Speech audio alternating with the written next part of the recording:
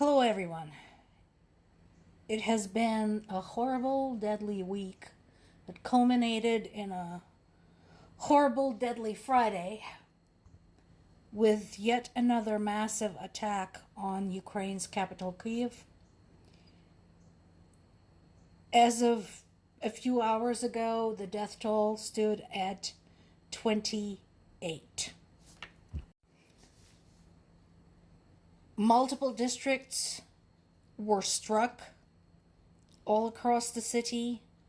3 children, aged 3, 6, and 17, were among those dead. At least 159 others were wounded, and an apartment block collapsed, which means we might not be done counting the casualties yet. We talked about this before. One of the worst things about this whole thing is that frequent strikes have compromised structural integrity of a lot of buildings.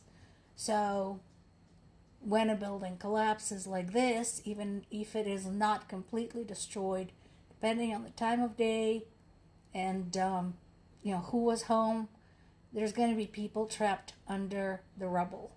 So the number of dead and wounded will likely go up. Now, here's something that I find rather appalling. Acting U.S. Representative to the United Nations, John Kelly, told the UN Security Council that both Russia and Ukraine must negotiate a ceasefire and durable peace. Why should Ukraine negotiate? Explain this to me. What are we negotiating? Ukraine was invaded. Russia walked in to another country. This is the same that happened with Georgia back in 2008. Look it up if you don't know what I'm talking about. Why should Ukraine negotiate? Why must Ukraine negotiate? Why isn't there a pressure on Russia to just leave, just go the fuck away? Ukraine owes Russia nothing. Literally nothing. Not a damn thing. So, this statement right here only emphasizes either a complete lack of understanding of what's going on or a complete lack of consideration for what's going on. And I don't even know which one is worse. Lack of understanding denotes the lack of the knowledge of history and the lack of being informed. Lack of consideration, I think that is worse, actually. Because it means you know what's going on and you choose to disregard it. Everybody who is talking about who should do what and when needs to get it through their hand. Russia is the aggressor. Russia has broken multiple international rules, laws, and conventions. Russia had kidnapped Ukrainian children. Russia had murdered Ukrainian POWs. Russia had tortured Ukrainian civilians and continues killing them in cold blood. Ukraine doesn't owe Russia anything. Any negotiation, any ceasefire, not a fucking thing.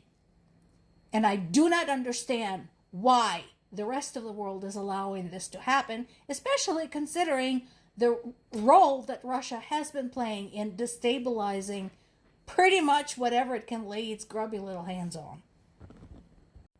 Anybody who doesn't fully understand what's happening, or anybody who believes Russia when they say, oh, we're just hitting military targets, go there. I told you this before. Go there. And no, don't tell me, oh, after you. I don't need proof. I have family there, and because I'm not wealthy or famous, because I'm just an ordinary working person with 2 jobs, I can't get them fucking out of there. It could be them. It's only a matter of time before another strike somewhere else in Zaporizhia hits the building where my parents live, and it's gonna be them in an article just like this. So if you don't fucking believe me, go and see for yourself. Now, Ukrainian government obviously continues sucking up to Trump, because what else the fuck do you do with him? You know. Meanwhile, I know they have deals going on with Europe. I know they have weapons development deals. You know, there is the weapon handoff program in progress, so that is happening. And of course, there is the weapons purchase as well. Now, here's something else that's happening.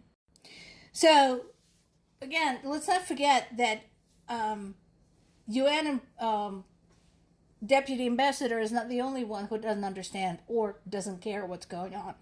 Trump said we were going to have a ceasefire and maybe peace, and then all of a sudden you have missiles flying into Kyiv and other places. It's not all of a sudden, you fucking moron.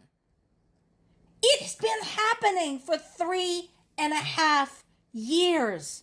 There is no suddenness about this. This is what's been going on. This is what people have been trying to tell you, you idiot. And fighting continues also around the town of Chasiv Yar. That is another one that Russians have been fighting for quite some time, since April of last year. And Russians are saying that Chasiv Yar has fallen, but there is no confirmation of that. And I mentioned this before. You know, this is where we have to be really, really careful until we have explicit proof, explicit evidence with details from multiple sources, multiple countries who have satellite imagery to confirm or deny whether something indeed has happened.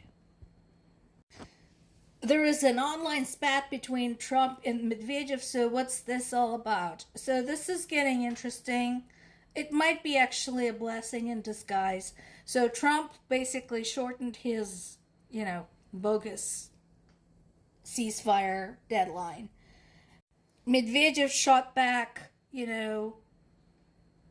with some nuclear threats. Trump actually shot back at him, calling him a failed former president of Russia in a rare moment of lucidity. So Medvedev got mad and again started talking about the nuclear winter, blah, blah, blah, all of that jazz.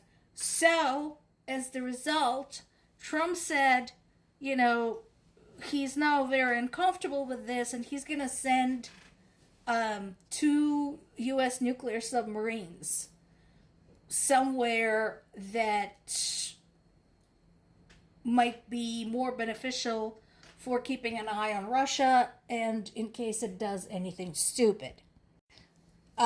Russia's media immediately tried contacting U.S. government and military trying to find out where exactly he was going to put those 2 submarines.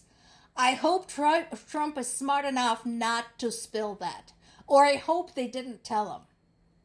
I hope the Pentagon did not tell him where those submarines are actually going. I hope what they did is a smart thing of pitching him the idea while he was mad at Medvedev, getting his permission to do so, and then relocating the submarines where they might be useful. So that's going on.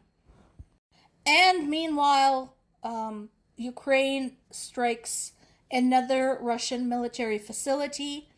That is key electronic plant in Penza, Russia. I actually know where this is. I've been to Penza. It's an obscure place. It's out there in the woods. You'd think it would be a little bit easier to hide something considering the surroundings. Apparently didn't do a good enough job. And, well, an electronics factory is a big thing to hide. So, but once again, Ukraine's strategy is to stick to the military objects only. Big difference. More to come.